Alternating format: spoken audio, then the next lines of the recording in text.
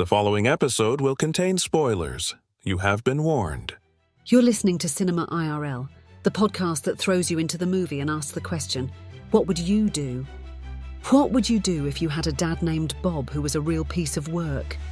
After watching Bob Trevino Likes It, both Amber and Scott can answer that question, since they both do have Bob fathers. And now, Cinema IRL. I wish I could switch places for just one day. What would you do? Put yourself in my shoes. How do we handle this? What do you do? Put yourself in my position. What would you do? Now it's your turn. Yep. Tear ducts, they still work, clearly. Yeah. This was listed as a comedy, but Was it really? Yeah. Holy hell. Yeah. Lots of tears. All right, folks, buckle up. This episode we are talking about Bob Trevino Likes It. A lost 20-something young woman is searching online for her estranged father when she meets a stranger with her father's name. They become friends, and this unexpected friendship may just change her life. That is a terrible description. This movie was wonderful. This movie took you through every frickin' emotion. I was sad. I was mad. I was disheartened. I was heartbroken. Yeah, I we should had be hope. specific. Every emotion on the upset/sad scale. Yeah. This movie was not at all what I was expecting. And certainly in my list of just films, I have just enjoyed the heck out of it because it was an emotional roller coaster throughout. And as you brought up the tear ducts, yeah, definitely sobbed twice. And it was, yeah. Well, yeah, but you, me, and Lily all have something in common. We have crappy dads. Named Bob. I hadn't put that together, but yeah. Oh, I did. Oh, that's funny. Yeah, yeah. I mean, so if I'm ranking them on the POS scale, I think my dad's the least POS-y of the three. Yeah, probably. I mean, I think you and I have discussed it. I think yours is definitely more of a POS than mine. Yeah. And I think mine's number 2. I think Yeah. Lily's dad, the character's dad, was definitely number 1. He was... Hated his freaking guts. He was horrible. And not even in like the physically abusive sort of way. He was just emotionally abusive and manipulative. Yeah, yeah. So this film starts off with you seeing Lily looking at her phone sobbing. And she has gotten a text message from a guy. And the guy who she thought was her boyfriend. Was her boyfriend at the time. Who says, like, I can't remember the wrong name he used, but something like, hey, Sarah, I had a great time. He didn't use a name. He actually didn't use a name, but he said, I had a great time tonight, beautiful. And Yeah. she knew that she wasn't out with him. Yeah. So she says,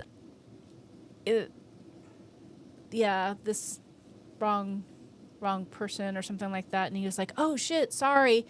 And then she writes back in capital letters, lose my number, you jerk. And she's sobbing. And then she goes back and she erases it. And she says, no problem. And then follows it up with a smiley face. And it just broke my freaking heart. Yeah, so it didn't take much longer than that to realize that this girl had some serious damage. Yeah, so much so that when she actually goes to see a therapist, a counselor, She made the therapist cry. She made the therapist cry because she just had story after story after story of her blaming herself for things, people blaming her for things that weren't her fault. Like, you can tell one of the stories, they just show little clips here and there of all the things she's going on and on and on about. And one of them you can tell is even probably an attempted rape. Oh, where she, I'm not sure. You know, Yeah. I wore a skirt, skirt. so I probably had it coming. Yeah, it was heartbreaking to see the damage that this young woman was carrying from so many sources. And one of those sources was her dad, who basically made her feel like he had done her some favor for taking care of her while she was growing up, and that she was just this burden, unwelcome in his life. Like, so much so that near the end, under the guise of trying to reconcile with his daughter, he have them come to like a diner together to talk, and while he's there, he basically opens with, here's a list of all of the expenses I've ever had to occur because of you, as deep as baby food, because this dude, oh my God, my dad, I used to joke that if my dad got a gumball, he was putting that quarter on a spreadsheet. This guy may have been actually worse. Yeah, and this description, I don't like this movie description. It doesn't do it justice. So it's not that Lily was estranged from her dad. She did have a relationship with her dad, but they had a falling out because he was basically trying to find some sort of sugar mama, some woman to attach himself to, and invited her along to a dinner with one of the women he had been dating, and she got confused and said that the woman had a son, asked about her son, and her dad had been seeing many women. Yeah. And so she kind of accidentally messed things up by confusing the women, at which point... But the dad was like, it's the 60-year-old blonde. They were all 60-year-old blondes. Yeah.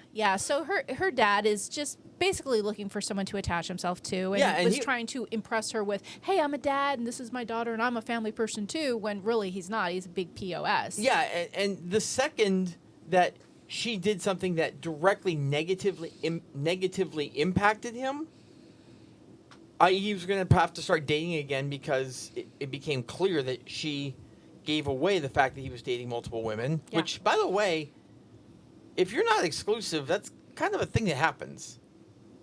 Like, if you're exclusive, you're exclusive. But if you're not... Anyway. Yeah, so the lady was a little... But she was trying. Like, she was trying to make her dad look good, Yeah. and she made a mistake. And at that point, her dad basically said, you're dead to me, go away, I don't want to talk to you. And that's when Lily turns to her computer, and she keeps calling her dad, trying to leave messages, trying to reach out. He will not talk to her, will not return her calls. And so she reaches out on Facebook to try and find his profile. And she sees a profile that says Bob Trevino, which is her dad's name, but it doesn't have a picture. So she thinks it's her dad's profile, sends a message, and he responds and likes something. And it's not her dad. It's another person named Bob Trevino, who is an amazing man who sees that this girl doesn't have anybody and is actually makes an effort to be her friend, not in a creepy, not in an inappropriate way, a creepy way, nothing bad about it, just saw someone who needed some companionship and some hope and some kindness in her life. Let's also not get things wrong. Bob was also rather damaged. A little. I wouldn't. I mean, not as bad as Lily. He and his wife had lost a baby many years ago. Yeah, in a lot of the same ways they were. I didn't see Bob as damaged. The good Bob. We'll call him good Bob and bad Bob. I mean, like, the relationship with him and his boss at work. No, his boss was a POS too. Like, so many POSs. Yeah, his boss is like, skip this, skip that. So instead of doing the right thing, basically, no, this needs to get done, the company's paying for it, he doesn't argue at all, doesn't put up any... He pays for things out of his own pocket that benefit the company. To protect the company and protect their safety things. You are a ridiculously high pushover if that is the case. So, like, and there were several instances where you could tell, like, he just was a complete pushover. That's interesting. I didn't share these feelings. I mean, they're interesting insights, but I didn't feel that way when watching the film. And we could so easily talk about the film here for another 45 minutes. I enjoyed it so much, and there was so much that happened in here. But I think we can go ahead and dig into some what would you do's, because there were so many situations, and this was a special film. What do you want to dig into? I mean, so this is a little hard, because a lot of the movie was predicated on the protagonist having insanely low self-esteem. Yeah, it was painful. It was painful to watch the things that she would put up with and let people do and say to her. That was the heartbreaking part. It was just heart-wrenching to see what this young woman had had accepted as normal in her life. And that's the thing to note. She cried a lot, but she had normalized the way she was, even though if you say it to a therapist, it's enough crap that makes a therapist cry. When you live this growing up, it becomes normalized for you to act this way, so you don't see yourself I don't necessarily think she cried as, a lot, though. She didn't cry a lot. I mean, no, she didn't. She didn't see herself as damaged. It was just The therapist did. She saw herself as someone who caused these problems. Anything bad that had happened to her was her fault. Yeah. And a lot of that stemmed from her dad, Bad Bob, that made her feel like she was always a burden, that she was always doing the wrong thing. And she carried that around to every other relationship, that if something bad happened, it was her fault. And it was painful to see that. I mean, So I mean, let's look at the what would you do? What would you do if someone with a shared name messaged you on Facebook saying, "Are we related?" Because that's how this started. Are we related? I think she sent something else, or maybe it was just a Facebook friend request. I don't know. Yeah, are we related? I mean, It was a friend request, and then it was a direct message saying, yeah, "Are we related?" Yeah, if someone with my last name messages me and asks, I'm going to be intrigued enough to at least look into it, especially because my last name is not that common. I mean, it's more common than yours, but yeah, it's not very common at all, so maybe. And when Good Bob brings this up to his wife of some random young woman reached out to me on Facebook, of course, her mind goes exactly where any normal wife's mind is going to go of like, yeah, you're getting catfish. That young woman, she's looking for something. She wants some money. Don't give her money. She wants to meet for coffee. What does she want? Like, it's not normal for someone, almost half your age to be reaching out to you and just wanting to be your friend. Yeah, no, I mean, it's definitely an abnormal situation, but And you know what? That's what made it so beautiful, is because it was abnormal and it could have been all the wrong things. But Lily, our main character, she reached out and was willing to just be friends with this person who was kind to her. And Good Bob was willing to just show some kindness to someone that he saw was just really lost. And because they were both just so guided by just pure intentions, I feel like that's why this was just a really great relationship to watch unfold. well, they both needed friends. Yeah. I mean, that was a theme for both of them, is that they didn't really have much in the way of friends. So, I mean, in that way, it was a mutually beneficial relationship. But obviously for Lily, she didn't go into it looking for a friend. She went into it looking for a father figure, or more specifically, like a father substitute. Yeah. To the point that she actually told her client, hey, this is my dad. Well, my dad's coming to Yeah, fix, my dad's fix this. Yeah, let's call my dad. And Because you want that. When you have someone in your family who's messed up, you don't necessarily want to own that. And heaven forbid, have that person mistreat you in front of someone else or say something bad about you. So, yeah, I mean, it's perfectly normal that she wouldn't want to own her dad, because her dad was not worth owning. yeah, and you could tell the relationship she desperately wanted a positive relationship with her dad. Desperately. Like, to the point that I think it bordered on Stockholm Syndrome. Because he was terrible to her entire life. Yeah, all the way up to present day, when she found a family photo album and he had cut out all the pictures of her. Because he wanted to bag some tail. Yeah, there was one woman he was dating at the time didn't like kids, so he literally cut her from baby pictures, young pictures out of all the pictures. I mean, that's how you know where you rank. Yeah. And it was very clear that as long as he could be useful, or she could be useful to him, sure, I'd keep you around. If I can use you to get this girl because they're a family man. She's a tool that he can pull out and use to his own benefit. If I can borrow money from you, or convince you to borrow money from the other Bob to give to him. I mean, dear He God. was a terrible human being, and I never wanted a character to get hit by a Mack truck more than him, and that includes all the horror movies too. So, I have to think about, the what would you do scenario, and I can look at either Lily's character, or I can look at the woman that Lily was a caregiver for. She had cancer and she was in a wheelchair. Or I can look at the wife of Good Bob's wife, who was dealing with the loss of their child, I think at that point, who had probably passed away 10, 12 years ago.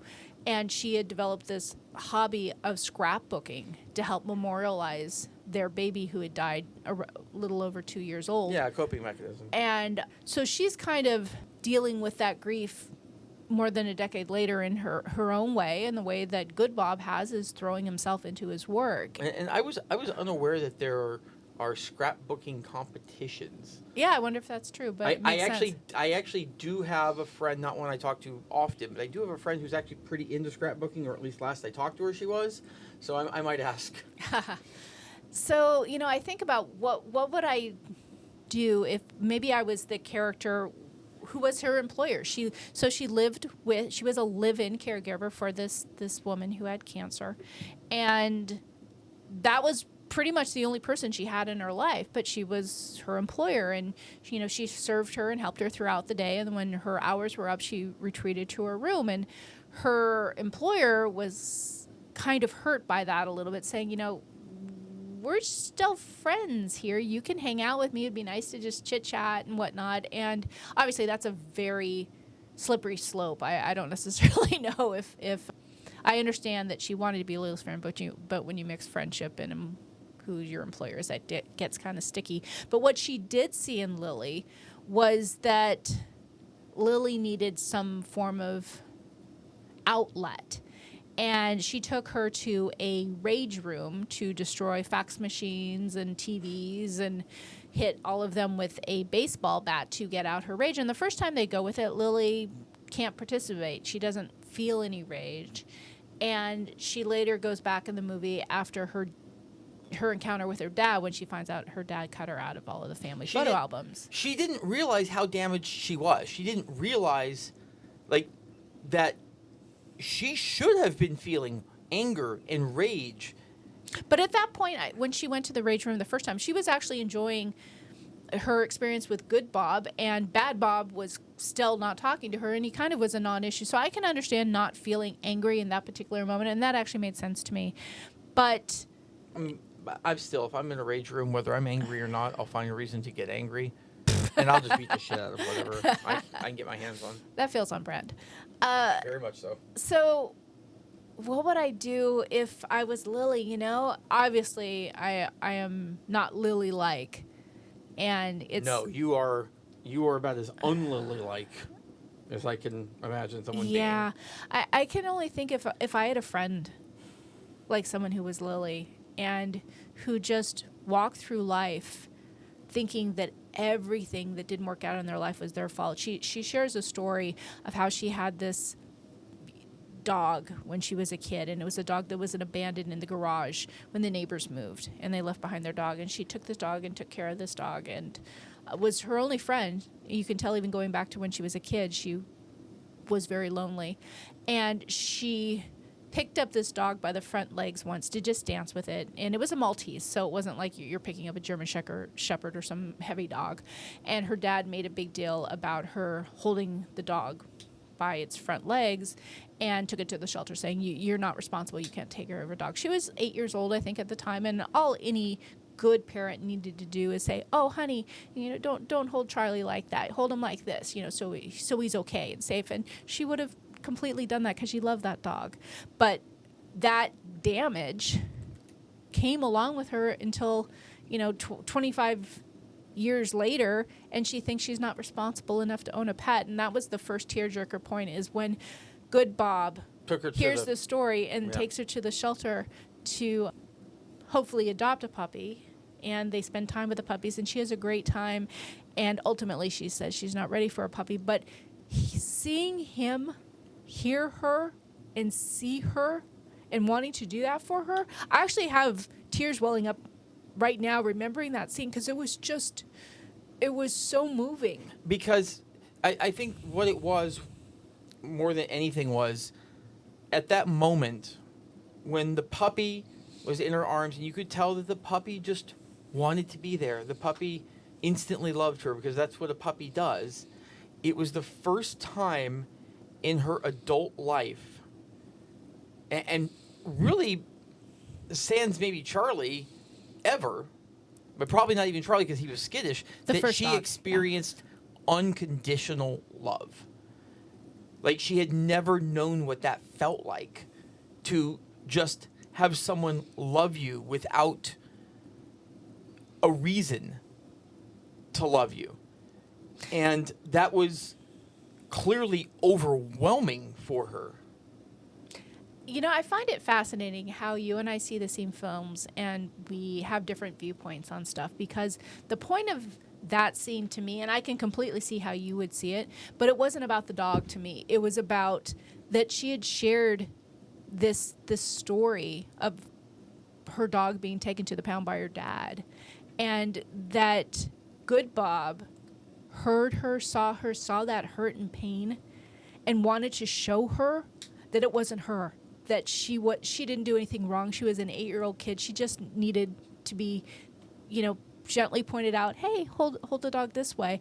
And that she had been carrying that damage for more than 20 years of thinking she wasn't responsible enough to care for a pet. And by taking her to the shelter and showing her that, hey, that was never about you.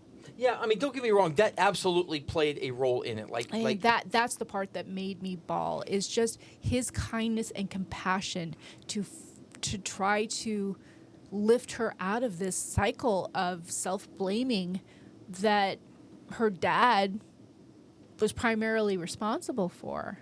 Oh, And yeah. I mean, it was heartbreaking to see. overwhelmingly. And it was so joyous to see good Bob's kind, compassionate nature to not let her stay in that state of thinking that everything was her fault. And it was a beautiful relationship. And the spoiler alert, I know we have a warning up front here, and I just feel compelled to tell it again because I love this film. I want all of you to see this film, but I'm going to say something about the end. So 5, 4, 3, 2, 1. So good Bob dies. And so that is heartbreaking enough, and I'm devastated. I remember gasping like, oh no. Yeah, that was the one person she had been able to truly connect with, and it was the closest she had gotten to experiencing unconditional love from a human. Yeah, because her mom left when she was a young kid, and so that was a blow. But the final blow that that resulted in Cry Fest number 2 was the wife, who had never really engaged with Lily. Lily never really... They never met. They had never met. It was they knew of each other's existence. Yeah, and the scrapbooking wife of Good Bob, when he was in the hospital suffering from the heart attack and ultimately had a second heart attack and died, she had taken their text messages and their receipts from their, coffee and their outings and made a scrapbook for her called Lily and Bob. And it was just this most amazing tribute to this incredibly special friendship. Yeah, I won't lie. I lost it at that point. Oh my gosh. Yeah, just conveying this information is just making me teary-eyed again, and it was an emotional roller coaster, just all of the emotions all over the place, to saying no, don't do it, to okay, good, and it's just so much heartbreak and so much hope and so much mad and so much sad. So I guess my what would you do is, if you stumble across people like Lily in your life and you see that they might not be as well acclimated to life as you are, But it's hard. Like, honestly, it's- those people exist all around you, and you don't even know it. Like, you... Yeah. Because they get so good at masking that... I guess it's just, honestly, it's a lesson in listening. because that's all good Bob did. He listened. And you know what? Because he listened, he heard the challenges that Lily had, and he heard the experiences that she had been carrying with her. And it's because he listened and he actually heard that he was able to be this healing, positive influence in her life. So I guess it's just, what would you do? Listen and hear people. Don't just say, hey, how are you? Oh, I'm fine. Okay. That kind of superficial relationships, if it's, someone you pass and you never see again, okay, fine. But if it's people in your life, just, even if it's an office or your neighbors, I just be present, be engaged, pay attention, give a care. Like, just be a good human. Give a care and pay attention. I mean, that is good advice, obviously, in general. But I think part of the problem, I mean, as you know, I'm a little on the ADHD side. Yeah. I think I'm actually on the autistic side as well, but that's undiagnosed, so I can't say that. But a thing that we do is we get really good at masking to the point that we can have lots of issues and lots of trouble and lots of ways of not conforming or being like society, and we just learn how to mask it because we learn that it's. I don't think that's what she was doing, though. She wasn't trying to keep anything or hide anything. She was fine sharing stuff. But with the right people. Yeah, well, but she didn't have any other people to share it with, so it's not like she was having all these superficial relationships with people. It was, her problem is that she didn't realize that the environment she had been raised in was, everything was made her fault, and it just wasn't fair. It wasn't her fault. No, I mean, no. With her employer, who was trying to get in.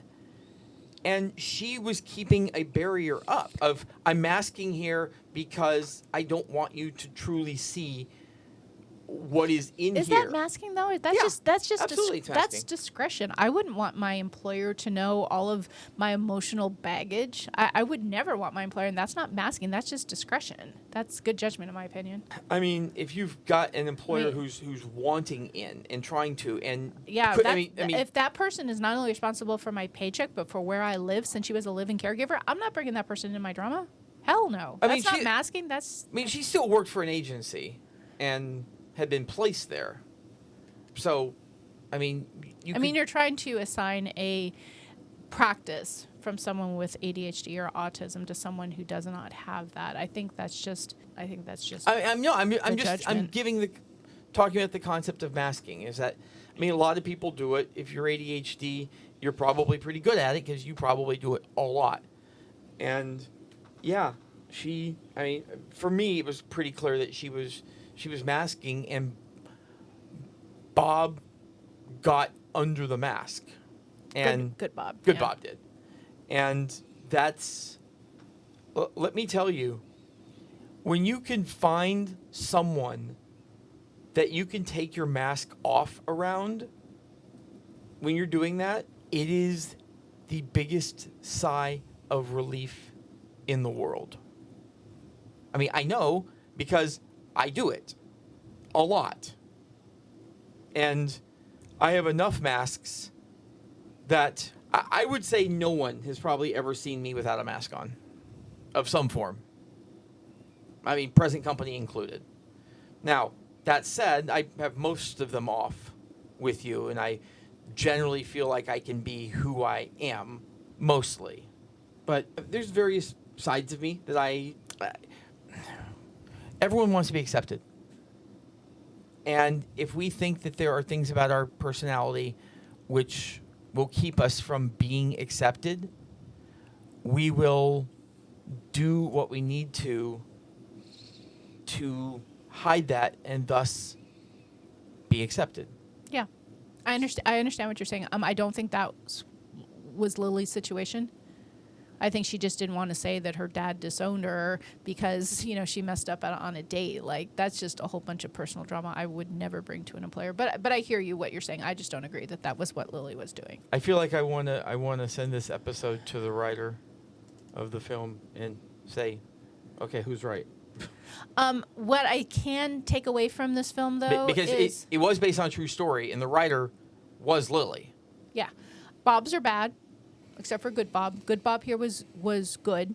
I have a bad Bob. You have a bad Bob. I also had a ghost in our house when I was younger who was also named Bob. So pretty much Bobs are bad. And if you're a Bob and you're listening, I'm very sorry to tell you this information, and please don't take it personally. But yeah, Bobs are mostly bad. We hope you enjoyed our episode. Thank you for listening. And to catch all the new episodes, please subscribe. We release 2 to 3 episodes weekly, so we'll have new content regularly. Until next time.